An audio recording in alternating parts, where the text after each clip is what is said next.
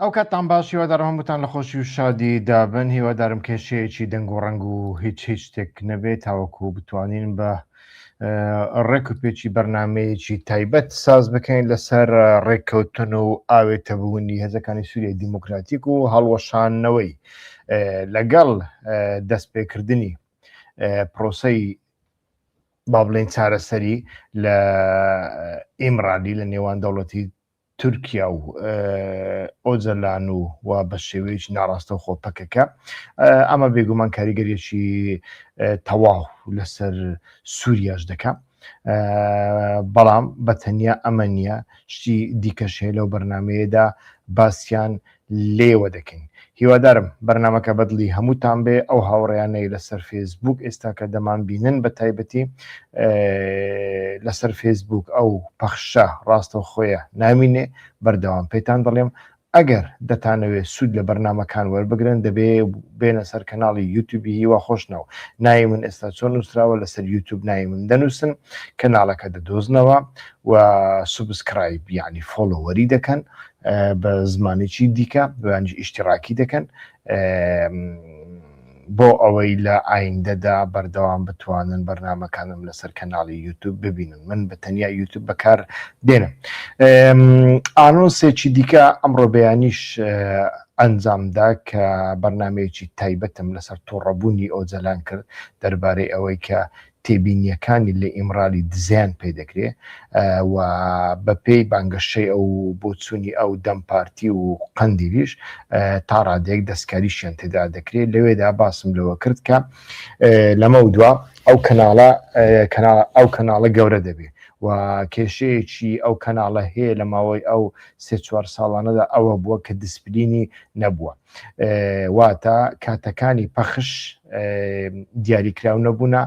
ڕۆژەکانی دیاریکراو نەبوونە و ئەوانەی بەشداریش دەکەن دیاریکراو نەبوونە. لەمە دووە بەشێکی زۆر ئەمە یەکلایی دەبێتەوە. لە ئێستاوە دەمەوێ پێتان ڕابگەینم لە سەری مانگی واتە سپتەمبەر لە سەرەتای مانگی سپتەمبەردا بەردەوام ڕۆژانە بەپێی ئەوە هەندێک میوانی سابت و جێگیرم دەبێت کە لەو کاتەدا واتە 6 و بە کاتی ئەوروپا ئێستاکە لە کوردستان چەندە نازانم لەوێ لە کەناڵی یوتیوب بە تەنیا لە یوتیوب پەخشی ڕاستەوخۆ دەست پێ دەکات لەگەڵ میوانانی پسپۆر ئەکادیمی و هەندێک لەو میوانانە سابتن واتە نەگۆڕن، کاتەکانیشیان نەگۆڕە لەگەڵ هەندێکی دیکەش ئێستاکە لەناو دیالۆگدا. ئەگەر بمەوێ باسییان بکەم ڕۆژانی هەینی بە زاراوەی بادینی با بڵێن زۆر کەس ڕەخنیان هەیە لە کورمانجی، تەنانەت لە کرمانجیش مەسەلەیەکە کە ئەڵێن تورکەکان دروستیان کردووە کرمانجی و غێری کرمانجی بە مانای تەبەقەی خوارەوە دێ واتە بەگزادە و کرمانس بۆیە کرمانجی بەکارناهێن بادینی بەکاردێنم. و ڕۆژانی هەینی بەڕێز سەدیق حەسەن شوکری بەشداری ئەو بەرنمەیە دەکا لە هەمان کاتەکانی ئێستادا. سەدیق حەسەن شوکری ئەگەر زۆر بە کورتی پێتان بناسێنم بە ئەسڵی خۆی خەڵکی ئەتوانم بڵێم هەم باکوورە هەم باشوورە، هەم کوردستانی عێراقە هەم کوردستانی تورکیایە، واتە سەر بە ناوچەی برادۆست و ناوچەی کە پێی دەوترێت مەهاجیر ئەو ناوچەیە واتە ناوچەی خۆکوڕک و ئەمانە بە ئەسڵی خۆی، بەڵام بەشێکی زۆری ژیانی منداڵی لە ئێران تێپەڕاندووە، لە ئێرانیش خوێندوێتی، هەر لە ئێرانیش لە گەنجێتیدا لە ساڵی 1980کاندا چۆتە ڕێزەکانی پارتی کرێکارانی کوردستان سەرفەرماندەیەکی سەربازی گەورە لە هەمان کاتدا بەرپرسیارێکی گەورە لە ئاستی کۆمیتەی ناوەندیدا کاری ڕاگەیاندنی گەورەی کردووە، کاری فکری و کاری ئیدۆلۆژی گەورەی کردووە، لە 2000 سەردانی ئۆجەلانی کردووە، بە ساڵان لەلای ماوەتەوە و سەرپەرشتی بەرەکانی ڕێخستن و شەڕ و ڕاگەیاندن و دیپلۆماسی و پەروەردەی زۆر گەورەی کردووە تەنانەت ماوەیەکی درێژ بەرپرسیارێکی گەورەی ئەوروپا بووە بەرپرسیاری نیوەی ئەوروپا بووە و ماوەیەکی درێژی لە زیندانی دەوڵەتی ئەڵمانیا ماوەتەوە دوای ئەوە سەدیق حەسەن شوکری لە کاری سیاسەتدا واز دەهێنێ دەگەڕێتەوە کوردستانی عراق ژیانی هاوسەری پێکهێناوە و لەوێشدا ماوەیەکی درێژ سەرپەرشتیاری ڕۆژنامە و ئاستی لە ئاستی ڕاوێژکاریدا بۆ کەسانی بەرپرسیار کاری کردووە بەڵام ئێستاکە پۆستێکی ڕسمی نییە و کاری ئانالیز دەکا کەسێکی زۆر زۆر گونجاوە لەو بارەیەدا کە لە هەر چوار بەشی کوردستاندا ماوە ژیاوە فارسێکی باش دەزانێ ئەڵمانیەکی باش دەزانێ عەرەبیەکی باش دەزانێ و کورمانجی و سۆرانیەکەشی فولە کەسێکیشە ئێستاکە هەروەکوتم لە هەولێر دەژی کەسێکی بە تەواوەتی سەربەخۆیە هێز و قودرەتی ئانالیزی زۆر زۆر بەهێزی هەیە ئەمە ڕۆژانی هەینی لەگەڵ مندا دەمێنێتەوە لە هەمان کاتدا ڕۆژانی شەممە بەڕێز دێرسم زاگرۆس کە ئەویش چالاکوانێکی زۆر زۆر گەورەیە ئێستاکە لە وڵاتی سوئیسرایە بە ئەسڵی خۆی خەڵکی دێرسمە و کەسێکە زۆر زۆر شانازی پێوە دەکەم من 30 ساڵ بەر لە ئێستا ناسیم یەک وشەی کوردی نەدەزانی ئێستاکە وشەیەکی تورکی قسەی پێناکە بەخۆی لەگە منداڵەکانیشی زۆر زۆر شانەزی بە کەسێکی وا دەکەم کە لە ئاسیملاسیۆنەوە گەڕاوەتەوە و لە ڕۆژانی شەممە هەمان کاتژمێر 6:30 بە کاتی ئەوروپا ئێستاکە 6:40 دقیقە لای ئێوە چەندە لە کوردستان ویانیش لە شوێنی دیکە نازانم بەپێی ئەوە بەڕێز دێرسم بەشداری دەکا بەڕێز دێرسم کەسێکە پاشخانێکی چەپی هەیە پاشخانێکی زۆر گەورەی لە تێکۆشانی باکووری کوردستانەوە هەیە بەڵام لە هەمان کاتیشدا کەسێکی زۆر زۆر ڕەخنەگراوە ئێستاکە کار لەسەر ئاسیملاسیۆن و توانەوە دەکات لەو بارەیەوە بۆ چوونی زۆر زۆر تایبەتی هەنا و کەسێکە پەیوەندیشی زۆر زۆر باشیشی ئێستاکە لەگەڵ ناوچەکان لۆکاڵەکانی کوردستان و تورکیادا هەیە و باش شارەزاییی زۆر زۆر باشی ڕۆژانی شەمە بەشداری پێدەکا ڕۆژان یەکشەم تاوەکو ئێستا کەسمدا نەناوە ڕۆژانی دوو شەمە بەڕێز شەماڵ بەشیری بەشداری دەکا شەماڵ بەشیری کەسێکە کە لە زانکۆی تەواو کردووە لە بەشی فکردا واتە زانستی فکر مێژووی فکر و ماجستێری هێناوە لەسەر باکووری سووریا بە ئەسڵی خۆی خەڵکی مەهاباتە بەڵام ماوەیەکی زۆر زۆر درێژە لە وڵاتی سوێد دەژی تاوەکو ئێستادا شەماڵ پاشخانی تێکۆشانی سیاسیشیە پاشخانی تێکۆشانی دیپلۆماسیشیە بەڵام ئێستا کەسێکی سەربەخۆیە کەسێکە لە بواری ئەکادیمیەوە دەیەوێ خۆی پێ بگەینێ ئەو ڕۆژانی دووشەممە بەشداری دەکا ڕۆژانی سێشەممە بەڵام هەموو حوتویەک حوتویەک دەیکە حوتویەک نایکە ئەویش هۆگر برایم بەشداریم پێ دەکەم کە هۆگر برایمیش حقوقی خوێندەوە لە کوردستانی عراقدا پاشان لە ستۆکۆڵم زانستە سیاسیەکانی تەواو کردووە ئێستاکە کارمەندێکی دەوڵەتە و کەسێکە پاشخانی چەپی هەیە خەڵکی کوردستانی عراقە بەخۆی و لە وڵاتی سوێددا دەژی بیر و بۆچوونی تایبەت بەخۆی ڕەخنەگرانەی هەیە خوێندنەوەیەکی گشتی لە بۆ هەموو ڕۆژهەڵاتی ناوەڕاست و جیۆپۆلیتیک زۆر زۆر باشە کاک هۆگریش بەو شێوەیە بەشداری پێ دەکات لە ئەوانی دیکە ڕناگەێنن چونکە کۆمەڵی کەسایەتی دیکان قسم لەگەڵ کردوونە کۆمەڵێک کەسی دیکەشن هێشتا قسم لەگەڵیان نەکردووە بۆ ئەوانش ڕۆژانی دیکە دەبێ دەستنی شام بکەم خۆم لەو بینەدا بەتەنیا بە تەلەفۆنەکەم بەرنامەی تایبەت لەناو ڕۆژدا ساز دەکەم بەیانیان زوو دوای نیوەڕێیان بەڵام ئێوارە بەتەنیا نیو سەعاتێک بەرنامە ساز دەکەم ئەو بەرنامەی تایبەتە ئەوەی ئێستا بەڵام ڕۆژانی دیکە لەگەڵ ئەو میوانانە بەتەنیا نیو سەعات قسە دەکەین لما زیاتر نابێ و ئامانزمان ئەوە نییە ئێمە وەڵامی هەموو پرسیارێک بدەینەوە، یانیش وەڵامێکمان پێبێ بۆ هەموو پرسیارەکان، بەڵکو ئامانجی ئێمە ئەوێ بەشێک لە پرسیارەکان بە پێی بۆچوونی خۆمان وەڵام بدەینەوە و ئەگەر وەڵاممان دوای ئەوانیش لە کۆتایی بەرنامەکەدا هەندێک پرسیار دروست بکەین. ئانالیزی سەرچ ئەساسی ئەوە نییە بەخۆی وەڵامی هەموو پرسیارەکەم بداسەوە، یانیش خۆی بکاتە مووقعێک کە وەڵامی پێە بۆ هەموو پرسیارەکان، بەڵکو بتوانێت پرسیار دروست بکە و تاوەکو ئێوەش بتوانن بەشداری بکەن. بەڵێ ئەمڕۆکە باس لە ئەنتیگراسیۆنی ئەوە دەکەین، ئەنتیگراسیۆن و یانیش ڕێککەوتنی نێوان هەسەدە و سووریا کە لە کۆتاییدا هەسەدا هەڵدەوەشێتەوە. ئەمە بەرەو چێمان دەبا، ناوچەکە بەرەو چێ دەبا. بەڵام بەر لەوەی دەست پێ بکەین هەروەکو باسم کرد و ئێستاکە ئەو پەخشە لەسەر فێسبوک لا دەدەم و ئەوانەی کە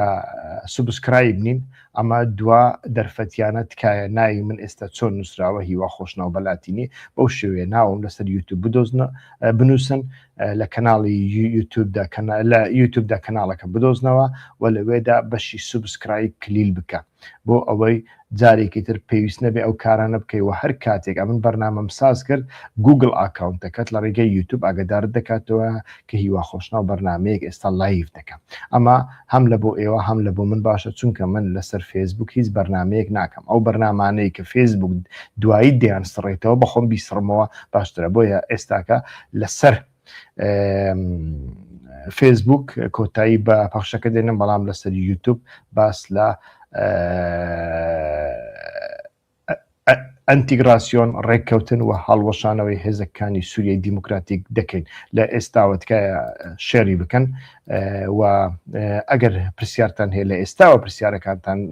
بنووسن. ئەگەر لە ناو قسەکانمدا وەڵام نەدایەوە لە کۆتاییدا و کاتم هەبوو تەماشایەکیان دەکەن بەخێر بێ سەر و سەرچاوم. هەندێک پرسیار هەن پەیوەندیان بە بابەتەکەەوە نییە. ئایا سەرکردەکانی پەکەکە ئەرمەنین و دژی کورد کار دەکەن و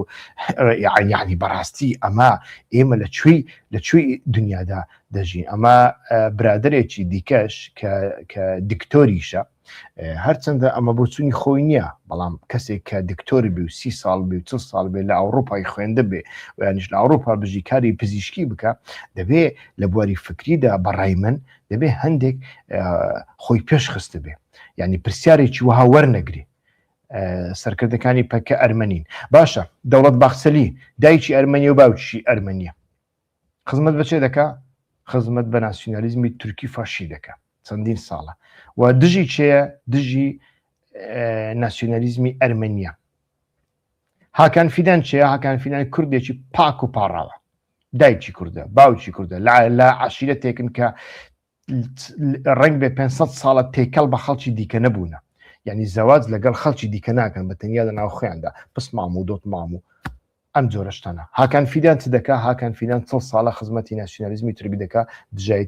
دژایەتی بزوتنەوەی کوردی دەکا و لە زۆربەی زۆری پیلانەکاندا تەنانەت پیلانە گڵاوەکاندا هاکان فیلان دەستێکی زۆر باڵای هەیە. باشە کوردبوونی ئەوانە، ئەرمەنیبوونی ئەوانە، تورکبوونی ئەوانە، عەرەببوونی ئەمانە بەکەڵک چ دێ بۆ خاتری خوا ئەمە پرسیارە ئێوە دەیکەن. کاک کاردۆعەزیز بەڕاستی زۆر خەفەتبارم یانی و ئەمەش وای کردووە کە ئێمە نەتوانین سیاسەتی نوێ ڕەوشی نوێ لە ڕۆژهەڵاتی ناوەڕاستدا تحلیل بکەین. بۆچوونەکانمان بۆچوونی پاسۆکن، بۆچوونی هەسکن، بۆچوونی کاژیکن، بۆچوونی ساڵی 60-70کانیش نی 50کانن کاکە ئەمانە. بۆ خاتری خوا ئینسان دەبێت تۆزێک خۆی مێشکی خۆی بێشینی بۆ خاتری خوا. لە هیچ شوێنێکی دنیادا بەڕاستی ئێستا بچێ بارەگاکەی حەمەی حاجی مەحموودی پرسیاریوات لێ ناکەن کاکە.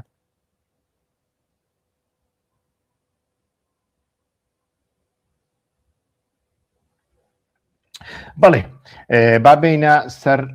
ئەنتیگراسیۆنەکە لەمە زیاتر لە بابەتەکە دوور نەکەومەوە. زۆر بە پەلا باز دەکەم. لە 25 ئابی 2016 مەزلوم عەبدی لە ڕاگەیان دنێکدا لە کۆشکەکە لەگەڵ دیمەشق بە فەرمی ڕایگەی هێزەکانی سووریای دیموکراتیک وەک هێزێکی سەربازی سەربەخۆ ئەرکی خۆی تەواو کردو هەڵوەشێن راوەتەوە ڕاگەیانەکە دوای کۆبوونەوە لەگەڵ سەرۆک ئەحمەد شەرع هات هەڵوەشانەوەکە بەواتای تەواوبوونی تێکەڵبوون واتە ئینتیگراسیۆنی سەربازی و کارگەریە لەگەڵ دەوڵەتی سووریا لە دیمەشق ئەو ڕێککەوتنەی لە کانونی دووەمی 2026 لە نێوان هەسەدا و دیمەشق کرا بەنێو بژێوانی تۆماس باراک بارزانی پێشبینی ئەوەی دەکرد کە هێزەکانی هەسەدا بە شێوەیەکی پلە بە پلە بستنە ناو دامەزراوەکانی بەرگری و ناوخۆی دەوڵەتی سووریاوە بە پێی ڕۆیتەرس ڕێککەوتنەکە ئەوەی لە بەرچاو گرتووە کە ئەندامانی هەسەدا نەوەکو وەک بلۆکێکی سەربەخۆ بەڵکو لە ناو ستروکتورێکدا لە ناوسترکتورێدی دەوڵەتدا تێکەڵ بن بەڵام ئەم بۆچوونەی ڕۆیتەرس بۆچوونێکی ڕاست نییە بەڵکو کۆمەڵێک لیوە و یانیش کۆمەڵێک فەرقە پێکدا فەرقەکان بچووکن بێگومان لەو فەرقانەدا هێزەکانی سووریای دیموکراتیک بەجێ دەکرێن هەتاوەکو ئێستا نازانین ئایا هێزەکانی دیکەی سەربازی ئەحمەد شەرعی دەناودا دەبن یان نا ئەو وردەکاریە لەبەردەستی ئێمەدا نییە دەبێت لە کرداردا تەماشا بکەین لە 25 ئاب قۆناغی کۆتایی ئەم پرۆسەیە لە ڕووی سەربازیەوە ڕاگەێنرا بەشێکی گرنگ لە ئەندامانی یەپەگا کە ناوی هەسەدا پێک دەهێنن پێشکە هەناوی هەسەدا پێکدەن پێشتر تێکەڵی هێزەکانی سووریای دیموکراتی کرابوون سیمان هەموو یەک لەوانە بوو کە بووە جێگیری وەزیری بەرگری و بەرپرسیار لە ناوچەی ڕۆژهەڵات هەسەدا وەک پێکهاتەیەکی سەربازی سەربەخۆ کۆتایی پێدە شەڕوانەکانی پەیوەندی بە سووریا و دامەزراوەکانی سووریا دەکەن لە هەمان پرۆسەدا پێشبینی دەکرێت دامەزراوە مەدەنیەکان هێزەکانی ئاسایش دامەزراوەکانی نەوت و غاز و بەنداوەکان و دامەزراوە دەوڵەتیەکانی دیکە ژێر کاریگەری هەسەدا هەر هەمووی ڕادستی دیمەشق بکرێنەوە یعنی ئەمە مەزلوم عەبدیش لە لێدوانێکی لە دیمانەیەکیدا لەگەڵ ڕوودا و ئەمانەی باسکردن بە تایبەتی مەسەلەی نەوت پرسی کورد لێرەدا کۆتایی پێنەهاتووە و خاڵی هاوبەشی شیکاری ئەگەر لێرەدا باس بکەن و یانیش ئاژانسەکان چی باز دەکەن با باس لەوانە بکەین سەرەتا ئاژانسی IP نهێشتنی هەسەدا وەک پێک هاتەیەکی سەربازی سەربەخۆ بە هەنگاوێکی زۆر گرنگ دەبینێت بۆ دیمەشق لە ڕووی گەڕانەوەی دەسەڵاتی ناوەندی بۆ بەشێکی گەورەی وڵاتەکە بەڵام جەخت لەسەرەوە دەکاتەوە کە هێشتا کێشەی چارەسەر نەکراو لەبارەی ئایندەی کوردەکان بوونیان هەیە لە نێوانیاندا ئایندەی شەڕوانە ژنە کوردەکان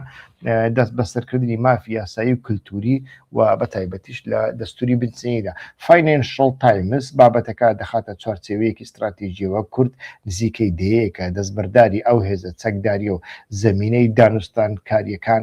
دەبێت کە هەیبوو لە بەرامبەردا هەوڵ دەدات مافی سیاسی و کولتوری لەناو دەوڵەتی سووریادا بەدەست بێنێ لە هەمان کاندا فاینانشل تایمز ئەمە بە سەرکەوتنێکی گەورەی ناوەندگەرایی دیمەشق بۆ کوردیش ریسکێکی گرێوێکی استراتیژی زۆر گرنگە یعنی هەم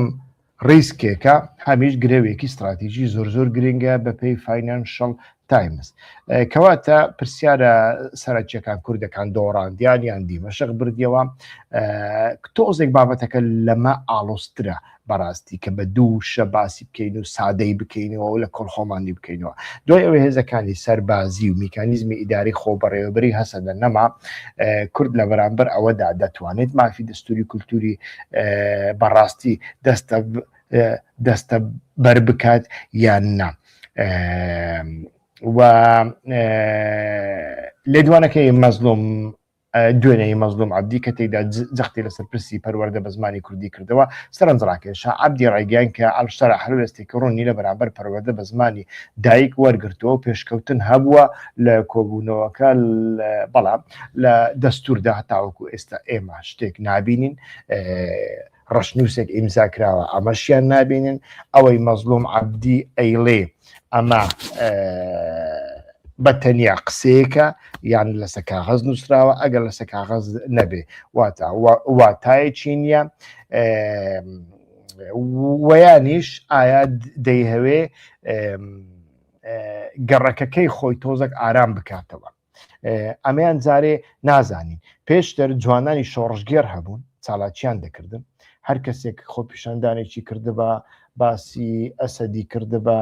ویانیش نیشانەیەکی ئەنە کەسی پێوە باە دەیاندا بەرشەق و دەچوونە سەر سەحنەکان و خۆپیشاندانەکانیان تێکدەدا و ئاهەنگەکانیان تێکدەدا. ئێستا کە دەبینی ئەنە کەسە ئەم کارانە دەکات و لە بۆ هەندێ ڕێک بێ مەزنوع عەبدی پێویستی بە هێورکردنەوەی بازاڕی خۆی هەبێ لە بۆ ئیستیهلاکی محلی لەوانەیە هەندێک شت بەکاربێنێ، بەڵام بە تاکید نازانین بێگومان شەرع کەسێکی پراگماتیکە ئەم جۆرە بڕیاراندا پاشان دێم ئانالیزی بابەتەکە دەکەین. بەگشتی ئەنتیگراسیۆن بەردەوامە، بەڵام داواکاری ئۆتۆنۆمی وشتیوە هێشتا هەتاوەکو ئێستا چارەسەر نەکراوە، چارەسەر دەکرێت یاننا لە قۆناغی ئایندەدا دەبینن. ئەو بابەتە بەگشتی لە بۆ تورکیا شتێکی زۆر زۆر گرنگە کە هێزەکانی سووریای دیموکراتیک وەکو بەشێک لە پەکەکە ویانیش یەپەگەیەک وەکو بەشێک لە پەکەکە کە لای شخصی ئۆزارانەوە پەروەردەکراون و پەکەکەش وەکو هێزێک کە 50 ساڵ شەڕی دەوڵەتی تورکیا کردو هەڵوەشانەوەی ئەوە خۆی لە خۆیدا کارێکی زۆر زۆر گرنگە. بەڵام ئەو قسانی کە لە بازاری ئەنقەرەدا دەکرێن و دەفرۆشنە خەڵک ئەمەش سەدیسەد وان نییە. ینی ئایا هەسەدە هەڵوەشاوەتەوە یان بەتەنیا پۆشاکەکەی ینی یونیفۆرمەکەی گۆڕیوە. ئێمەش دەبێ ئەمە لەبەر چاو بگرین. واتە هەسەدە لە ناو سوپای سووریا بە ناوێکی دیکە بە جلێکی دیکە بەردەوام دەکات. ئەگەر بێت و کێشەیەک ڕوویدا ئەمانە دیسە جیا دەبنەوە شەڕ و تەق و ڕق دەست پێ دەکاتەوە. کەواتە ئەوەی کە دەوڵەتی تورکیاش لە دەیفرۆشێتە خەڵکەکەی بەتایبەتی لایەنگرانی دەسەڵات 100% شتێکی وا ڕاست نییە. ئەمە بمانێ و نەمانەوێ بابەتێکە کە تا ڕادێک تورکیاش تێدەپەڕێنێ. ئێستاکە تابلۆکە بەو شێوەیە و تەماشا دەکەین دیمەشق یەک پارچەی خاکی ئەمنی وڵاتەکەی بەهێز دەکات و سەرکردایەتی هەسەدە دەستبەرداری ئۆتۆنۆمی سەربازی دەبێت، هەوڵ دەدات مافی سیاسی کولتوری لە ناو دەوڵەتدا بەدەست بهێنێ. هێزی سربەخۆ ئەڵێمان نەک هێز دەمینێ، بەڵام هێزی سربەخۆ لە دەست دەدەن لە بەرامبەر ئەوەدا دەرگا دەکرێتەوە کە داوای مافی دەستوری کولتوریەکانیان بکەن. لە کوردستانی عراقدا لە کوردستانی ئێرانیشدا پەروەردەیەکی وا هەیە دەبێ ئیلا سنیەکت بۆ بڕازێنەوە کشمش و بادەمی لەسەر بێ، شەعریەی لەسەر بێ، سێ چوار جۆرە برنج بێ، سێ چوار جۆرە شلە بێ، گۆشتی تایبەت بێوانە ئینجا لە پێشیان دابنێ. بەڵام ئەمە لە کوردستانی عراقدا بەدەستان هێنا لە سەرەتا لە ساڵی 1991 و دەیان ساڵتان بە شەڕی ناوخۆیدا بەڕێ کرد و دواییدا لە دوای ڕوخانی سەدامدان لە دەستوریشدا بەجێتان هێنا. ئەمە چێ پەیدان؟ ئەمریکا پەیدان. ئێستا کە خەریکە یەک بەیەک چی بڵێن ناخۆشە لێتان دەستێنەوەیان بە خۆتان لە خۆتان دەستێنە، چونکە بە خۆتان دروستان نەکردووە. وەکو ئەو کابرەیە قومارچیەی کە بە شەوێک دەبێتە میلیۆنێر لە قومار دەیباتەوە، بەڵام بە شەوێکش دێتەوە سەر سەفر وای لێ هاتووە. ئێستاکە دەبێ هەردوو لا ببینی، ینی ئەمانەی گاڵتە بەهۆی دەکەن دەبێت ئەو لایەنەی دیکەش ببینن. من لە بەرنامەی ئەمڕۆ بەیانیدا باسم لەمە کرد ئەمانەی ئۆجرات دەستی پێکردووە کە پەیوەندیی زۆری بە سووریاوە هەیە و هەم ئەحمەد شەرع و تورکیا پەیوەندی خۆشیان هەیە و چارە نووسەکانیان وەکو چارە نووسی یەکتری تەماشا دەکرێن، هەم یەپەگە و پێدە و هێزەکانی سووریای دیموکراتیکیش وەکو پەکەکە وەکو دەمپارتی وەکو گەریلاکان وەکو هەپەگە سەیریان چارە نووسیان تێکەڵی یەکترە. ئەمەیان ڕاستە ڕاست نییە، ئەمیان بابەتێکی دیکێ، بەڵام واقعیەتەکە ئەوەیە و ئەمانە پەیوەندیان بەیەکەوە هەیە، بەڵام لە هەمان کادا شتێکی دیکەش هەیە لە سەروی ئەمانەوە. لە بۆ هەندێ ئەمە لە ڕاستیدا بووێ ئەگەر بتوێ لە ڕاستیدا ئەمە شتێکە زیاتر لە دەرەوە لەسەر هەردووچیاندا فەرەز دەکرێت و پێناچێ هەم عقلیەتی دەوروبەری ئەحمەد و خودی ئەحمەد و هەم عقلیەتی پەکەکە لە بۆ ئەوە ئامادە بێ بە دڵ ڕێکەوتنێکی وا بکە. دوێنێ هاوڕێک بە بیری هێنامەوە گوتی لە ڕیپۆرتاژەکەی مەزلوم عەبدی لەگەڵ دڵ بە خوێندارە واتە دڵ بە خوێندارە دژمنە سەرسەختەکەی پەکەکە لەوێدا ڕەخنە لە خۆی دەگرێ ڕەخنە لە خۆی دەگرێ مەزلوم عەبدی ئەڵێ ئەو ئیتیفاقی 10 ئازار کە اتفاقی چێر ئەنجامدا لەگەڵ ئەحمەد شەڕەوە ئەو اتفاقێکی زۆر باش بوو و لەو اتفاقەدا هێزەکانی سووریا دیموکراتیک خاوەن هێز و ئێرادە بوون ئەڵێ ئێمە زمین هەبوو ئەمە پێک بینین بەڵام لە دەستماندا و ئەو برادرە گوتی من لە برادرانم پرسیار کردووە گوتیان وەڵا ئێمە نەمانهێش واتە برادرانی بە قسەی ئەو پەکەکە و یانیش بڵێن قەندیل و یانیش بڵێن کادرانی پەکەکە لەوێ ڕێگەیان پێ نەداوە ئەڵێ یەکسەر قسەکەی تۆم بەبیر هاتەوە کە تۆ پێشتر لە پەخشێکدا گوتبوو ڕەخنت گرت بوو ئەو ڕێکەوتنەتان یان نەکرد باە یان کە کردتان دەبواە جێبەجێتان کردبایە چونکە لەو ڕێکەوتنە ئەگەر نمونەیەکتان بۆ بێنمەوە ئەحمەد شەرع لە سەدا 40 نەوتی ناوچەی ژێر کۆنتترۆلی هەسەدەکە ئەو کاتە دێرە زور هەموو لە ژێر کۆنتترۆلی هەسەدە بوو لە سەدا 40 دەدا ئەو ناوچەیە و هێزەکانی سووریای دیموکراتیک مەرج نەبوو لە دێرە سوور بەو شێوەیە بکشێنەوە ڕەنگ بێ لە دێرە سوور دەوڵەت هاتبایەوە بەڵام هێزەکانی سووریای دیموکراتیک خۆ دەرنەدەکران لە ڕقە دەرنەدەکران مەزلوم عەبدی لەمەدا ئەوە دەکات یعنی ئەمە لە بۆ چ باز دەکەم ئەوە نیشانی ئەدا کە نە پەکەکە و نە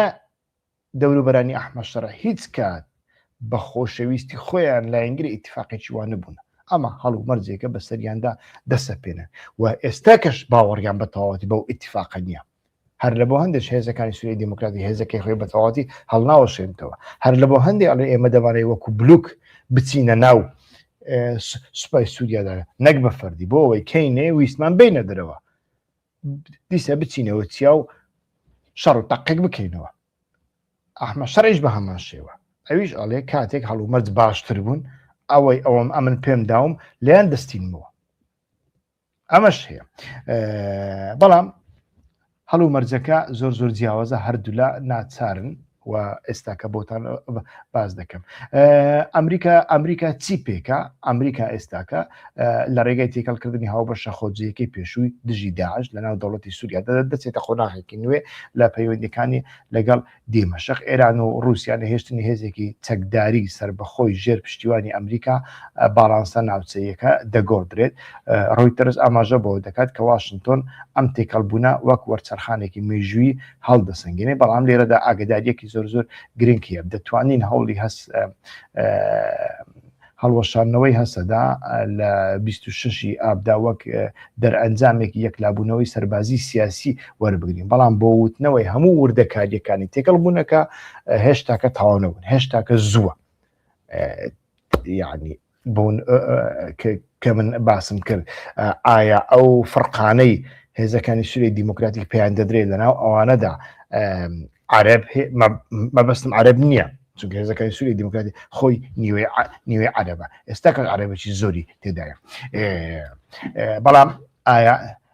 هێزەکانی ئێستای سووریای دیموکراتیک چەند بەشێکیان دەستنەناو ئەو هێزە یان نا ئەمیان جارێ نازانێت هەندێک تێکەڵبوونی هەندێک دامەزراوەی مەدەنی بەردەوامە بە تایبەتی بابەتەکە وەک مافێکی مافە دەستوریەکانی کورد پێگەی شەڕوانە ژنەکان ستاتیۆی کادیرە کۆنەکانی هەسەدا لە ناو دەوڵەتدا و دەسەڵاتی ئیدارە خۆزیەکان هێشتا بە تەواوەتی دانەخراون و بەردەوام دەکەن و وەکوتم ئەمە لە نزیکەوە پەیوەندی بە پرۆسەکەی باکووریشەوە هەیە عەبدوڵڵا ئۆجەران بەردەوام دەڵێ مەزلوم عەبدی وەک کوڕی خۆمە چی پێ بڵێم ئەوەی دەکاوە ئەمە واقعیەتێکی خۆی هەیە بەڵام ئایا عەبدوڵڵا ئۆجەران هەموو شتێک دەکات کە بەدڵی پەکێکە نەبێ بە دڵی خەڵک نەبێ نەخێر ئەمەشیان وانە یعنی لە بابەتەکاندا دەبێ هەندێک نوانس هەن بیان بینن. تۆماس باراک پشگیری لەو بابەتەکە کرد کە خۆی ئەندە زیارەتی لێرەدا بەگشتی دەبینین ئەوەی ڕوویداوە تەنیا ڕاگەاندنێکی کارگەری بۆ هەڵوەشانەوەی قەسەدە نیە بەڵکو دواخستنی قۆناغی تەواوە لە ڕێکارەکانی دوای ڕوخانی ئەسەدەوە دووبارە داڕشتنەوەی پەیوەندیەکانی نێوان کورد و دیمەشق هەروەها نێوان واشنگتۆن ئەنقەرە و دیمەشق. دووبارەی ناکەمەوە کە چی ڕوویداوە هەمووتان دەزانن کە چی ڕوویداوە دەچینە سەر شڕۆڤەکان. سێ زانیاری زۆر گرنگ هەنا پێشەوە بچینە ناو شڕۆڤەکان. بڕیارەکە لە ژوورەکانی دانوستاندندا چاوەڕوان نەکراو نەبوو. هەمووتان دەزانن ئەو ڕێککەوتنە پێشتر لە کانونی دووەمی ئەم ساڵدا ئیمزا کراوە. مەسعود بارزانی و تۆماس باراک دوو گەڕانتۆرن ئیدی لە بۆ هەندێ ئەمانە شتێک بوون کە چاوەڕوان دەکران ببن و واشنگتۆن لە قسەکانی تۆماس باراکدا ئەمە وەک شکستی قەسەدە دانانێت شکستێکی تەواو. بۆ نمونە تۆم باراک ئەڵێ هەڵوەشاندنەوە تێکەڵکردنەوەکە بەڕوودایەکی مێژوی وەسەدەکە لە کاتێکدا وتاری ئەمریکی جەخت لەسەر بیرۆکە یەک سوپا یەک دەوڵەت کردەوە. ئەمە واتە واشنگتۆن پێناسەی بەرژەوەندیەکانی خۆی گۆڕیوە. ئەمە چەندین ساڵە واتە واشنگتۆن لە پاراستنی پێکهاتەیەکی سەربازی کوردی سەربەخۆ بۆ پاراستنی بەرژەوەندیەکانی کورد لە ناو دەوڵەتی سووریا یەکگرتوودا استراتیژیەکەی خۆی گۆڕیوە. بەمەرجێک ئەو بەرژەوەندیانە لەگەڵ بەرژەوەندیەکانی ئەمریکا یەک بگرنەوە. بەرژەوەندیەکانی ئەمریکا لە سووریاسیە دەوڵەتی بەعاقڵ من چەندجار لە بۆ برادرانی کوردایەتی جەماعەتی کوردایەتی گوتومە دەوڵەتی بەهێز و بەعاقڵ وا بیر دەکاتەوە کە لەگەڵ دەوڵەت معاملە بکە نەوەک لەگەڵ دەوڵەتێکی پارچە پارچە بوو. ئێستا کاتو لەگەڵ لوبنان چ معاملە دەکەی؟ پارچە پارچەیە چ معاملە دەکەی؟ چۆن لەگەڵ لیبیا معاملە دەکەی؟ چۆن لەگەڵ یەمەن معاملە دەکەی کە سێ چوار حکوومەتی هەیە؟ ناکری یعنی بەڕاستی و لەگەڵ ئەوانەیەک بێکدانیشی ئەوەش ناخۆشم ناکری وزەیەکی زۆر و کاتێکی زۆر بفرۆن بەڵام حکوومەتێکی ناوەندی هەبێ دەتوانێت ئەوە بکەین. بەڵام ئەو حکوومەتە ناوەندیە جارێ چەندین قاچی هەیە بەخۆی حکوومەتەکە لە کەسانێک پێک هاتووە کە داعشیان دروست کردووە کە جەبهەت نوسڕیان دروست کردووە کە لە بڕ بوونە سەربازی ئەمریکیان کوشتووە وانە لەسەر جادا خەڵکیان ڕەم کردووە بە تەنیا خەڵک لێیان پرسیوە عەلەوییان سونی و گولەیەکیان بەسەریەوە ناوە. ئێستا کە ئەمانە دەبێ باڵانس بکرێن لە هەمان کاتدا مەسەلەی ئیسرائیل هەیە لە هەمان کاتدا مەسەلەی کورد مەسەلەیەکە کە پەیوەندی لەگەڵ چوار دەوڵەت هەیە. مەسەلەی کورد هەر مەسەلەیەکە کە رووسیا ئەتوانێت دەستی بۆ درێژکە ئێران ئەتوانێت دەستی بۆ درێژکە ئیسرائیل ئەتوانێت دەستی بۆ درێژکە کە ئیسرائیلی ئەمڕۆ تەماشا دەکەن بە تەواوەتی لە کۆنتڕۆلی ئەمریکادا نییە. ئیسرائیل هاوپەیمانی گەورەی ئەمریکا ناتۆی ئیسلامی ناتۆی غێری ناتۆی ئەمریکا بۆمبەباران دەکات قەتەر بۆمبەباران دەکات تورکیا بۆمبەباران دەکات ئەوەی ئیدلیب کرا ئەوە نییە گاڵتەجار نییە لە بۆ هەندێ ئێستاکە ئەمریکا کە پێشتر لە دوای 7 ئۆکتۆبەر دەیگوت ئیسرائیل با دیزاینی ڕۆژهەڵاتی ناوەڕاستکاتە بەڵام ئیسرائیل تەماشا دەکەن هەڕەشەیە بۆ سەر هاوپەیمانەکانی ئەمریکا و ئێستا کە تەماشا دەکەین لە جیاتی ئیتیفاقی ئیبراهیمی ئیتیفاقێکی ئیبراهیمی مسلمانیان دروست کردووە کە سعودیا پاکستان تورکیایە. مصر جارێ نەچتە ناوی دەرگای لە پێش کراوێت چونکە مصر حساب و کتابی جیاوازتری هەیە و بەرژەوەندیەکی لەوێدا نییە. بەڵام ئەمە تا ڕادەیەک لە بۆ هاوسەنگکردنی ئیسرائیل دروست کراوە لە بۆ هاوسەنگکردنی ئێرانیش دروست کراوە. بەڵام ئەو ئیتیفاق نامەوێت لە بابەتێکە دەربچمە بەڵام زۆر کەس تێناگا ئەو ئیتیفاقە لایەنە سەربازیەکەی زۆر لە پێش نییە بەڵکو لایەنێکی تەحەدی دیپلۆماسی سیاسی هەیە سێ هێزی گەورە، یەکێکیان پارە، یەکێکیان ناتۆ و یەکێکیان چەکی نوکلەری هەیە. خۆ ئەوە نییە ئەوە حوسیەکان لە سعودیا دەدەن، ئەوە ئیسرائیل لە بنجۆی تورکیاییدا کامیان هەڵسا شەڕی کرد، کەسیان شەڕینە، کەسیشان شەڕ ناکە. لە ناتۆش شتیوانە، ناتۆ یەک جار شەڕی کردووە بۆ ناتۆ، ئەویش بۆ ئەمریکا کردوێتی کە ناتۆ بەخۆ ئەمریکیە. لە بۆ هەندێ دەبێ مرۆڤ لەو چوارچێوەیەدا تەماشای سیاسەتی نوێی ئەمریکا بکە. ئەمریکا دەوڵەتێکی یەکگرتووی دەوێ، ئەو لە ڕێگەی ئەو دەوڵەتەوە دەیەوێت کۆمەڵێک ئامانج بپێکێنێ، رووسیا باڵانس بکە لە دەریای سپی ناوەڕاست و لە ڕۆژهەڵاتی ناوەڕاست، و ئەو بربەستەی لە بەرامبەر ئیسرائیل بوو، ئەو مەترسیە لەسەر ئیسرائیل بوو لە ئارادا نەمێنێ، و لە هەمان کاتدا هێزێک کە پابەندە بەخۆی دەستی لە ژیرفانی ئەمریکادایە پێی بەستراوەتەوە لە ڕێگەی ئەو هێزەوە هەموو بڕیارێک بدا لە ڕۆژهەڵاتی ناوەڕاستدا لە ئێران دووری بخاتەوە، لە ڕێگەی ئیکمال و لۆجستیکی حیزب الله بگرێ، حتا ئەگەر پێویست بکات بەکاری بێنی لە بەرامبەر حیزب الله، هەتا وەکو ئێستا ئەمەش لەسەر مێزە. لە بۆ هەندێک لەو چوارچێوەیەدا بۆ ئەوەی ئەتۆ بکەی دەبێت و کوردەکانیش ڕابگری، کەواتە ئەمریکا بەرژەوەندیەکی کوردی دەوێ لە ناو دەوڵەتی سووریادا کە لەگەڵ بەرژەوەندی ئەمریکا بگونجێ. وها مرۆڤ بابەتەکە ببینێ باشترە. لێرەدا ئەنقەرە مەمنونە، بە تایبەتی ئاک پارتی زۆری پێخۆشە و لە پرۆپاگەندەدا لە هەڵبژاردننی ئایندەدا ڕەزب تەیب ئەردۆغان ئەمانە بەکار دەهێنرێ، بەڵام ئەوەش نییە کە ئەوان دەیانەوێ کە یەپەگە چەک کراوە، پەکەکە چەک دەکرێ، دەبێت چەکیش بکرێ، بەڵام یەپەگە و هێزەکانی سووریای دیموکراتیک حیسابێکی دیکێ، ئەوانە چەک ناکرێن، ئەمانە ڕەنجی خۆیان دەگۆڕن و دەستنە ناو سوپای سووریادا وەکو گروپیش دەمێنەوە بە احتیمالی زۆر، بە احتیمالی زۆر ئەڵێم هەرچەندە وردەکاریەکانیان ئێستا نازانێ. بەگشتی بەریتانیا و تورکیا و ئەمریکا ڕۆلیان هەیە لەو بابەتەدا لەسەر سووریادا، کاریگەری هەری زۆر ئەو سێ وڵاتە هەیەە، و لە بۆ هەندێک لە بۆ تورکیا کۆتایی هێنان بە پێکهاتەیەکی سەربازی لە سنوورەکانی گرنگە، وڵاتی گرتوەکان دەوڵەتێکی سووری یەکگرتو شەریکێکی جێگری داعشی پێشوو و کەمکردنەوەی پابەندیەکانی سەربازی ئەمریکا لە ناوچەکەدا لە بۆ ئەو زۆر گرنگە. بەریتانیا سەقامگیری سووریای دەوێت، سەقامگیری ڕۆژهەڵاتی ناوەڕاست لەو بارەیەوە دەوێت کە هیچ دەوڵەتێک نابێ هەڵوەشێتەوە، و دامەزراوی دەوڵەتی کارایی دەوێت،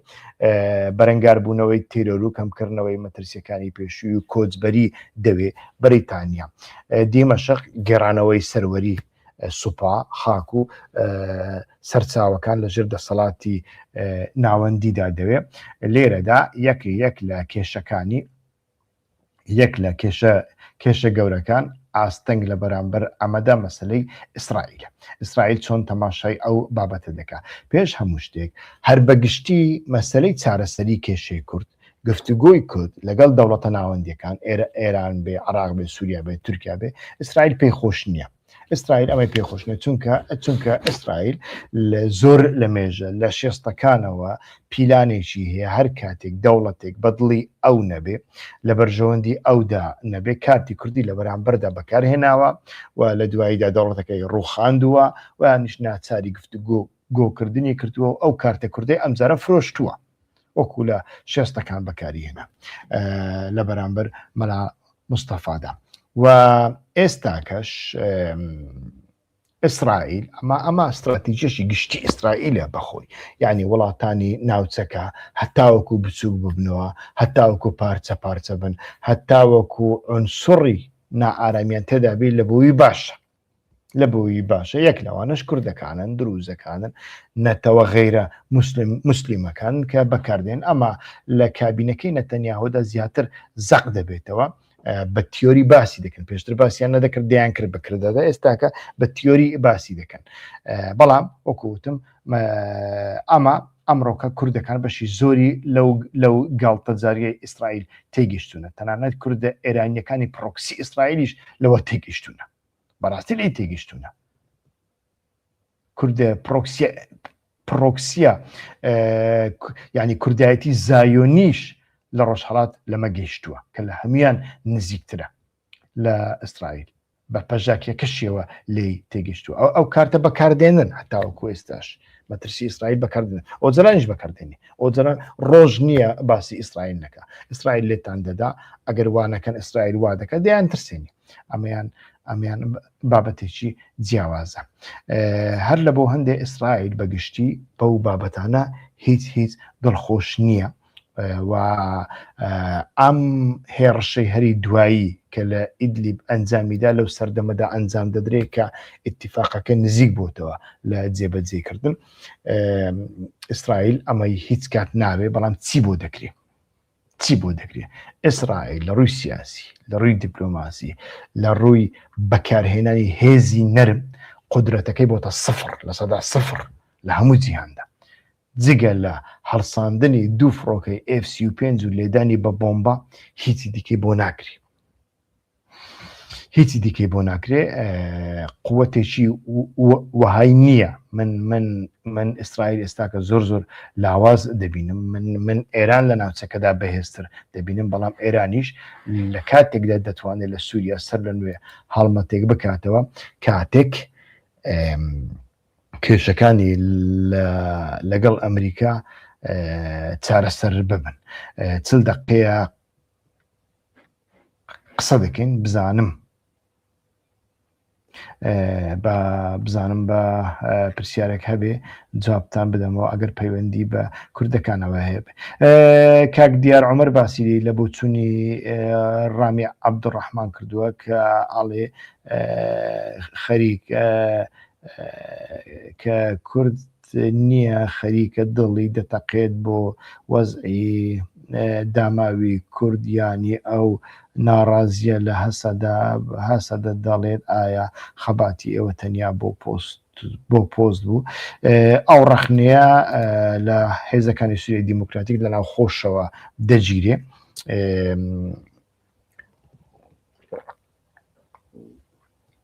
خەباتی زۆربەی زۆری هێزە چەکدارە کوردیەکان شۆڕژگەرەکان بە دەرنیە لە پۆست و پلەپایە ناوەک لە پۆست تەنانەت زۆر کادرێکی خۆیان بە جونیەک نیسک فرۆشتووە ئەمەیان هیچ بەڵام وەکوتم لە دەی ئازار کاتێک ئیتیفاقی مەزلوم عەبدی و ئەلشەرع ئەنجامدرا ئەو کاتە ئەلشەرع عەلەویەکانی کۆمەڵکوژ دەکرد ئەو کاتە ئەگەر هێزەکانی سووریای دیموکراتیک شۆڕژگێر بە پەکەکە شۆڕژگەر بە دەیتوانین تەقلەیەک بە لە ڕێگای شۆڕشێکەوە لە دژی شۆڕش ئەیتوانی تەقلەیەک بە شەرع لێ بدا بەڵام ئەو کاتە دەبوایە پەتەکانی لەگەڵ ئەمریکا تا ڕادەیەکی زۆر بپچڕێنی و ئەو کاتە دەبوایە گەڕانتێکی نێودۆڵەتیشی تا ڕادەیەک وەرگرت بە لە بەرامبەر تورکیادا دەیتوانی ئەو گەڕانتیە وەربگرێ یان نا جارێ نازانین لە ڕێگای ئیسرائیلەوە دەیتوانێت لە ڕێگای رووسیاەوە دەیتوانین لە ڕێگای ئێرانەوە دەیتوانین نازانین بەڵام ئیتیفاقی ئەنجامدا ئیتیفاقی ئەنجامدا ڕەخنەیەکی زۆری لە کۆمەلگای عەلەوی بە تایبەتی و دیموکراتەکان بەسەرداهات کاتێک عەلەویەکان سەر دەبڕدران چوو دەستی خستە ناو دەستی شەرع و شەرعی وەک سەرۆکی سووریای مەشروع ناسان کە کێشەی شەرعیەتی هەبوو هێشتا ئەمریکا ئەو قسەی نەکرد و مەزلوم عەبدی کردی ئەمانە و کۆمەڵێک و ئەمەت ئەنجامدا بەڵام جێبەجێت نەکرد هەم ئەوە ئەنجام دەدا هەم ئەڵێ کۆمەڵێک کەس نیان هێش ئەو کارە بکەین یعنی لە ڕەخنە دانەکەی مەزلوم عەبدی لەگەڵ دەربەخوین من ئەوە دەخوێنمەوە هەندێک کەس لە دەرەوەی ئیرادەی ئەو نیان هێش جێبەجێ بکەین جارێک کاتی ئەوە نییە لایەنێک تۆمەت بار بکەین یان تۆمەت بار نەکەین بەڵام تەماشا دەکەین لایەنێکە کە هەم ئیتیفاق دەکە هەم جێبەجێ ناکە هەم ئیتیفاقی غەڵەت دەکە هەم کار ناکە بۆ ئەوەی جێبەجێ بکرێ و بەبێ بەڵا بەدەستکەوتێکی باشتر لە ناویدا بێتە دەرەوە یعنی ئێستاکە ئەوەی ڕامی عەبدوڕەحمان دەڵێت تەواو ڕاستە لە ڕووی تیۆری بەڵام چارەسەری ئەمە چییە لە کاتێکدا دوێنێ دەوڵەتی سووریا بەڕسمی لە لیستی تیرۆر هاتە درەوە وەزارەتی خەزێنە بە تەواوەتی هەموو جۆرە ئابلۆقەیەک هەموو جۆرە ناوێکی تیرۆریستی لە سووریا و لە کارمەندە سیاسیەکانی کردەوە یعنی داعشی پێشوو ئەلنوسرا ئەلقاعیدە بە هیچ شێوەیەک ئێستا کە تیرۆریست نین، ئەمانە پاڵەوانن، ئەمانە قارەمانن، ئەمانە شۆڕژگێڕن. باش ئەتۆ ئەتوانی چی بکەیت؟ شتێک هەیە، ئێرادەیەک هەیە لە سەروی ئەحمەد شەرعی، حتا ڕادێک لە سەروی تورکیاشەوە، ئەویش ئێرادەی بریتانیا و ئەمریکایە کە ناچاریان دەکات ڕێککەوتنێکی وا بکرێ، بەڵام هەردوو لایەن هەم ویستێکی ڕێککەوتنیان نییە، هەم ئێرادەیەکیان نییە و هەم باوەڕیان بەیەک نییە و لە بۆ هەندێک هەردوو لایەن هێزی خۆیان دەپارێزن. بەڵێ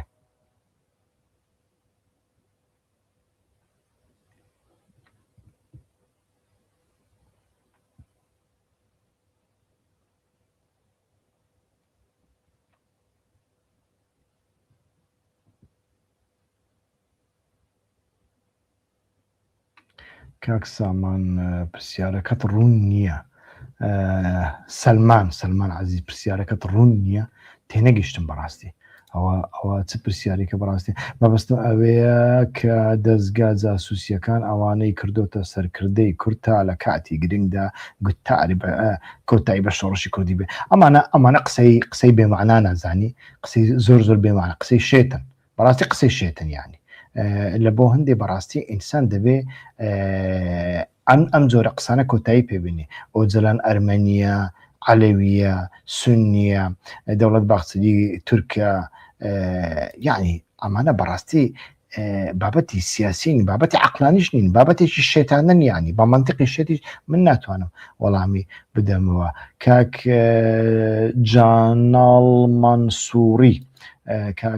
جانان منسووری چما هەمی میوانێنتە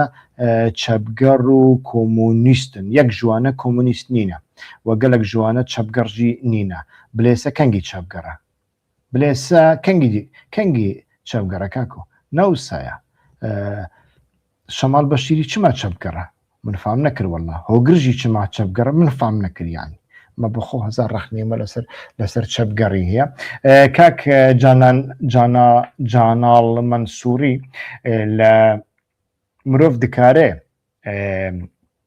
کەناڵێکی ئاوا بکە و هەر کەس تێدا بەشدار بە لێ ئەو دەبە قەهوەخانە، دەبە قەرەشخانە. خەتێکی مە هەیە، خەتێکی مە ئەم بزاوە نەتەویە کوردی بە هەموو پارچیان، بە هەموو هێزان، بە چەپ و ڕازوە ئەم بخەنە بن میکرۆسکۆبێک و ڕادارێکی. مەسەلە چەپ و مەپ نینە. نە ئەس بەخۆ کۆمونیستم، نە ڕۆژێکژی کۆمونیست بوومە، باوەڕیان منژی بە کۆمونیست بوونێ نەبوویە. ئەس دەکارم بە کورتی وسا بەرسیو بدەم و مرۆڤ تشتان بە شخصینەکە باشترە، مرۆڤ بە ئارگومنت بەرسیفە ئارگومنتان بدێ باشترە.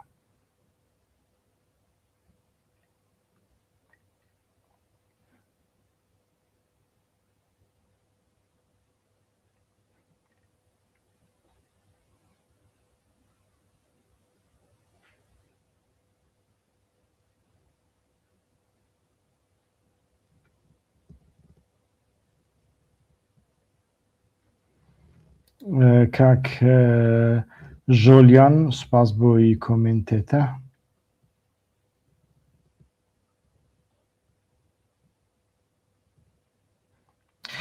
کاک سامان عەزیز ئەو پرسیاری زۆر کەسی دیکەشە. وەکووتم منتیقەکەی لەوەوە دێ کە کورد هەتاوەکو ئێستا بەتەنیا چاوی لەوە وەکو کوردستانی عێراق سنیەکی بۆ بڕازێنەوە و برنج و شلەی لە پێش دانێن بەخۆی هیچ نەکە، بەڵام ئەمە لە کاتێکدا لە پێش دانێن دوای چەندی ساڵ لێت دەستێنەوە. ئێستا کە کورد هیچ ئێرادەیەکی هەیە لە بەغدا، مەسعود بارزانی ئێرادەی چیە لە بەغدا، بافێل تاڵەبانی ئێرادەی چیە لە بەغدا، وەرە پێم بڵێ. هیچ ئێرادەیەکیان نییە، هیچ ئێرادەیەکیان نییە. وە لە کاتێکدا کە جەلال تاڵەبانی لە بەغدا و ئێرادەیەکی زۆری هەبوو، بڕیاری دەدا مالیکی بەشداری کام کۆبوونەوە کام کۆبوونەوە نەکە کە مالیکی لە لوتکێک دەسەڵات بوو، سەرۆک وەزیران بوو. ئێستا کە هیچ نییە. یانی ئەمە ئەگەر کورد تێکەڵی سووریا بێ و تورکیا بێ ئێران بێ مافەکانی وەردەگری وەرناگرێ، ئەوە لەسەر تۆ دەمینێتەوە. ئەتوو کادرێکی وەکو دەمیرتاشت هەیە یان نا نەک کادرێک دەیان کادری وەکو دەمیرتاشت هەیە ناتوانین دروستیان بکەیان نا یان لەناوە خۆدا لە ناویان دەبەی وەکو ئەوە یەکێتی و پارتی و پەکەکە و حیسک و سۆسیالیست و شوعی و گۆڕان و حیزبە ئیسلامیەکان و حیزبی دیموکرات و کۆمەڵە و ڕۆژانە دەیکەن دەگەی وەکو ئەو دەڵالخانەی حیزبی کە هەیە هەر کەسێک چیاخانەیەکی حیزبی هەیە هەموو حیزبەکان چیاخانەیەکی خۆیان هەیە هەر کەسێک جوتە لێ نەدا و ڕقس نەکە و چەپڵیان بۆ نێدا نابێ ئەگەر بزوتنەوەکان چەچیاندانە ئەو جێگای ئەم کەسانە نابێتەوە کە بەشێکیان درۆزنە بەشێکیان سەختەکارن بەشێکیان بە مەبەستی جاسوسی پرۆپاگەندا لە بۆ حیزب دەکەن و بەشێکیان کێشەی کۆمەڵایەتیان هەیە مەسەڵەن خەڵک دەناسم لەبەرەوەی دزی کردووە پارەیەکی زۆری دزیوە هەڵاتووە چۆتە کەنەدا ئەڵێ بژی گەریلە و هەر کەسێک بڵێ ئەخە کاکە چۆن بژی یەکسەر بلۆچی دەکات و دووسێ جوونیشی پێ دەیکاتە میت دەیکاتە جاسوسیش دەگەی ئەوە جارێک لە هەولێریش لە کاتی ڕاپەڕیندا کابرایەک لە دوکانەکەی دزێکی گرت دزەکە هەڵات بە دوای دزەکە کەوت دزەکە زۆر تەنگاو بوو هەر گوتی کوڕە چ دەکەی هەڵنەی کوڕە وەڵا گوتی بژی پێشمەرگە بژی کوردستان ئەو جزۆ ئەگەر هەڵومەرجێک کە هاتە ئاراوە کورد توانی لە ناو سیاسەتدا جێگا بگرێ دەبێت کورد کاڵیتەی خۆی بەرز بکە لەو عقلیەتە پاسۆکیە لەو عقلیەتە کاژیکیە لەو عقلیەتەی کۆماری کوردستان و شێخ سەعید و ئەمانە ڕزگاری دەبێ و کەسێکی بە کوالیتە دەبێ و ئەو کەسە بە کوالیتێ ئەتوانێ کار بکە دەمیرتاش چۆن توانی دەنگەکان دەنجی کورد بکە بگەینتە 13 و پۆینت نازانم نۆچەند یعنی لە 14 یعنی دەکاتە 120 ئەندام پەرلەمانتار چۆن توانی دەنگی خەڵکی غێری کورد بەدەستبێنێ لە ڕێگەی ئەو کوالیتیە بوو لە ڕێگەی ئەو زمانە بوو ئەوە لەسەر کورد دەمینێ کورد بەڕاستی ئەوەی ئەو جەلان دەیکە ئەوەی مەزلوم عەبدی دەکە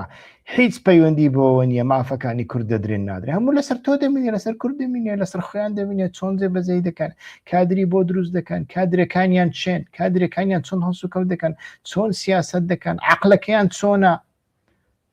ئەمە گرنگە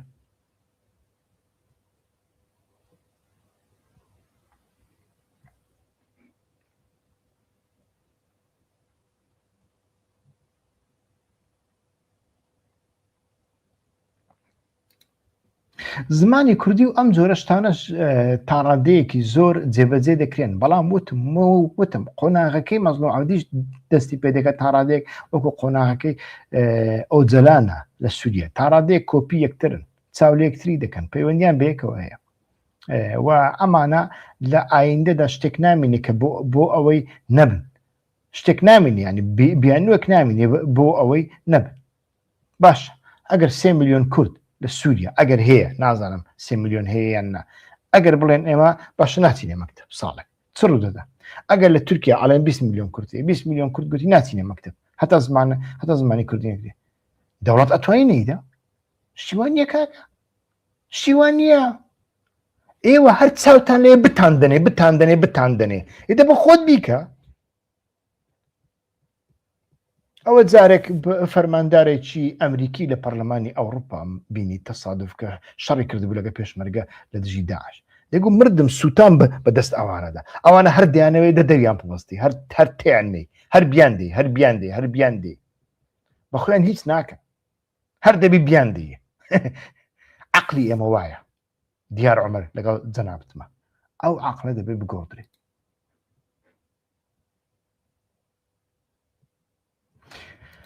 هەردوو هێزەکان ئامادەکاری ئەویان وەرگرتووە سبەینی هەڵومەرج بگۆڕدرێ عەقلەکە هێشتا عەقلەک نەبووتە عەقلێکی دیموکراتی نە عەقلی هێزەکانی سووریا دیموکراتیک و پەکەکە عەقلێکی دیموکراتیکە نە عەقلیەتی ئەحمەد شەرعیش عەقلێکی دیموکراتیکە بێگومان هێزەکانی سووریا دیموکراتی و تیک و ئەوانە چەپن ئەمانە تا ڕادەیەک شارستانین ئەمانە ژنیان لەناودایە لە ڕووکەش مافی مرۆڤیان هەیە و پەیوەندیان لەگەڵ ڕەگەزەکانی دیکە پەیوەندی باشە ئەمە جیاوازە بەڵام عقلێتێکی تەواو دیموکراتیک لە هەردوو لایەن نییە و ئایا لەسەر ئەوە دەمێنێتەوە ئەو قۆناغا کادری وەکو دەمیرتاش دروست دەکات بێنە پێشەوە دەسەڵاتەکەش دیموکرات بکەن خۆشیان دیموکرات بکەن و یانیش ئەگەر دەمیرتاشێک دروست بوو بە هەمووان دەیخینەوە زیندان لەسەر ئەوە دەبینێتەوە کاک سەلام عەزیز هیچی دیکە نییە باوەڕ بکە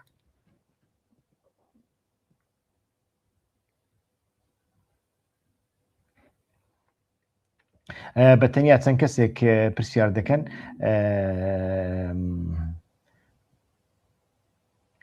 بۆیە ئەگەر پرسیاری دیکە هەبێ وەڵامیان دەدەمەوە کاک شێخ وەسانی پرسیاری کردووە کاک برایم کاکیوە ئێوارە دەبەش پێت وایە دوای ئینتیگراسیۆنی شەڕوانان لەگەڵ سوپای سووریا چارە نووسی هێزەکانی ڕۆژی ئەنە کەسەی نزیک لە بارزانانی چی بەسەردێ بەڕاستی وەردەکاریەک نازانین وا پێ دەچێ ئەمانەش بچنە ناو بەشێکی ناو لیواکە و ئەمانە ناستە ناو هێزەکانی سووریای دیموکراتیک ئایا ئەوانەش سربەخۆ دەبن و یانیش نیمچە سربەخۆ دەبن و هەندێک فەرمانداری بۆ نمونە سوپای سووریان دەستنە ناوی ئەمانە زیاتر ڕنگ بێ لەو چوارچێوەیەدا لە هەندێک شوێندا جێگیر بکرێن بەڕاستی وردەکاری نازانین و هێزی زرێڤانی و پارتی دیموکراتیش بە تایبەتی کە کۆنتترۆلی بەسەر هێزی ڕۆژ هەیە زانیاریمان پێنادا ئایا هێزی ڕۆژ ئێستا چەندیان ماون چەندیان نەماون ژمارەکەیان چەندە پارتی لەسەر ئەوە هێشتا سوورە یان نا چونکە ئێمە دەزانین ئەوەی هێزی ڕۆژی دروست دەکرد بەتەنیا پارتی نەبوو باڵکو ئەحمەد داوودۆغڵ و تورکیا بوو تورکیا بەخۆی ئێستا کە هێزە ڕۆژەکان تەسفیە دەکات لە بۆ چیتی ئەمانەش کۆمەڵێک بابەتی دیکەن کە دەبێ مرۆڤ بیریان لێ بکاتەوە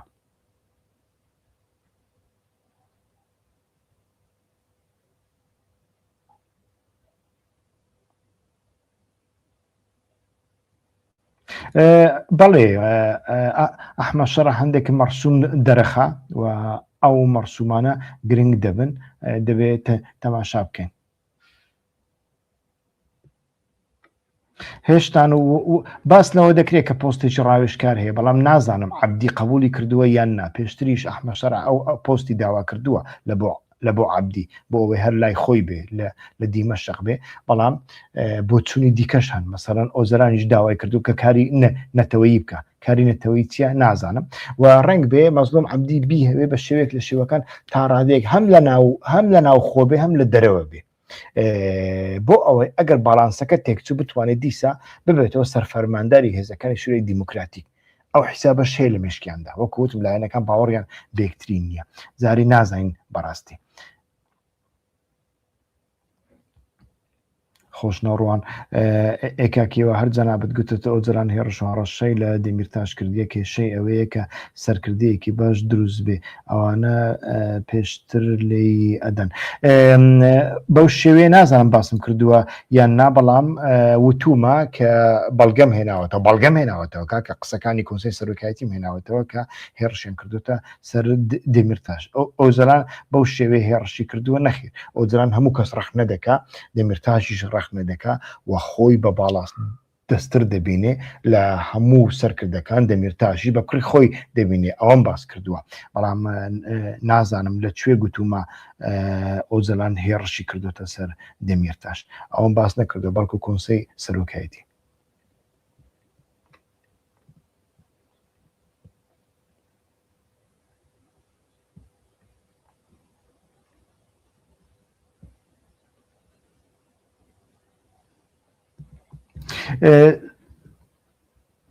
یعنی دەوڵەتی فەڕەنسا لە ڕووی دیپلۆماسیەوە هێشتان لە ئەنگرێکی کوردەکانە کاک شیاو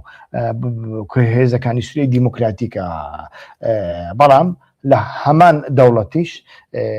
لە ئەنگرێکی حکوومەتی ناوەندیە چونکە هەمان دەوڵەت تموحاتی بازرگانی و سیاسی و ئابووری هەیە لە ناوچەکەدا و ئەمەش لە ڕێگەی هێزەکانی سوورەی دیموکراتیک نابێ لە ڕێگای دەوڵەتەوە دەبێ هەردوو لایەنیشیە بەڵێ هاوڕێیان ئەوە گەشتنە سەعاتێک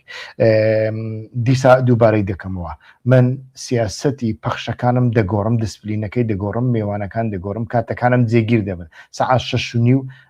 یعنی سەعاتێک بەر لە ئێستا و بەرنامەکانم لە نیو سەعات درێژتر نابن هەموو پرسیارێک وەڵام نادەینەوە ئەو پرسیارانەی کە دەکرێن و ئێمە دەیانکەین لە هەر هەڵ دەگرین بە شتێکیان لە بۆ بەرنامەکانی ئایندا. میوانی دوای ئەوە وەڵامیان دەداتەوە. میوانەکانم سابت دەبن، دیسا دووبارەی دەکەمەوە زۆر بە کورتی. ڕۆژانی هەینی سەدیق حەسەن شوکری بەشداری دەکات ساعت 6:30 لە هەولێر. ڕۆژانی شەممە لە سویسرا لە زوریخ بەڕێز دێرسم منزور بەشداری دەکات کە خەڵکی دێرسیمە. ڕۆژانی دووشەممە شەماڵ بەشیری بەشداری دەکات لە ستۆکۆڵم. لەوانەیە لە 1-2 ینی 3 سەرەتادا شەماڵ بەشیری نەتوانێت هەندێک کاری تایبەتی هەبێ و هۆگر برایمیش هەر سێ شەمەیەک جارێک بەشداری دەکات، جارێک بەشداری ناکە. بەڵام ڕۆژانی چوارشەمە و پێنجشەمە و یەکشەمە لەگەڵ خەڵکی دیکە لە گفتوگو گۆدا دەبن بۆ ئەوەی بەشداری بکەن. بەرنامەکانمان نیو سعات دەبن و بەخۆم لەو بەرنامانەدا زۆر قسە ناکەم، زۆر بە کەمترین شێوە قسە دەکەم. هەوڵەدە میوانەکانم قسە بکەن، بە تەنیا بەسەرە دەنووکێک پرسیارێک دەکەم و یانیش مداخلەیەک دەکەم. لە ناو ڕۆژدا بەخۆم لە ڕێگەی مۆبایلەکەمدا ڤیدیۆی تایبەت و یانیش لایفی تایبەت ساز دەکەم بۆ چوونی خۆم لەسەر بابەتەکان دەڵێم. لەبۆ هەندێک پێویستیەکی زۆرم بە ئێوە دەبێت کە چاودێری کەناڵەکە بکەن، گەورەی بکەن، لە بۆ دۆستان بنێرن، لەسەر سوسیال میدیاکانتاندا بڵاوی بکەنەوە. ئەمە زۆر کەم دەبینم بەڕاستی. ئەمانەی پرسیار دەکەن بە تایبەتی گلەی یەکەم سەرەتا لە ئێوەیە. هەوڵ بدە شێری بکە، بڵاوی بکەوە، لە بۆ ڕۆژانە لە بۆ دۆست و چەند دۆستێکی بنێرە خۆدنیا خرا نابێ، یانی هیچ لێ کەم نابێ. مادەم گرنگی بە کەناڵەکە دەی هەوڵ بدە گەورەی بکە بە ژمارەیەکی زیاتر خەڵک سوودی لێوەربگرن. مادەم ئێمە ئەو هەموو کاتە لە خۆمان و لە ماڵ و منداڵەکانمان دەگرین لە بۆ ئێوە هەندێک تکایە کەم کۆتایی بەکەم تەرخەمی بینە، یارمەتیمان بدەن، لە هەموو بوارێکەوە یارمەتیمان بدەن، لایک بکەن، پرسیار بنووسن، کۆمنتێک بنووسن، بەڵام بە تایبەتی لە بۆ دۆست و هاوڕێیانتان بنێرن و داوایان لێ بکەن ببن بە سوبسکرایب. کاتێکی خۆش هەر بژین سەرکەوتوو بن.